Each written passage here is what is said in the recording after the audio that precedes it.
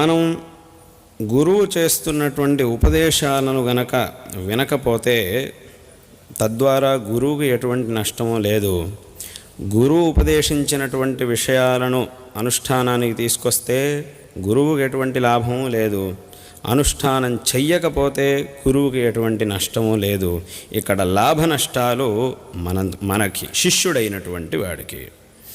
కాబట్టి శిష్యుడైనటువంటి వాడు గురువు చేసినటువంటి సదుపదేశాలను అత్యంత గౌరవంతో శ్రవణం చేసి వాట్లను మననం చేసి అనుష్ఠానానికి తీసుకురావాలి అనేది అత్యంత ఆవశ్యకమైనటువంటి విషయం. ఇక్కడ అత్యంత ముఖ్యమైనటువంటి విషయం, గురువు చేసినటువంటి ఉపదేశాలను చక్కగా అర్థం చేసుకొని వాట్లను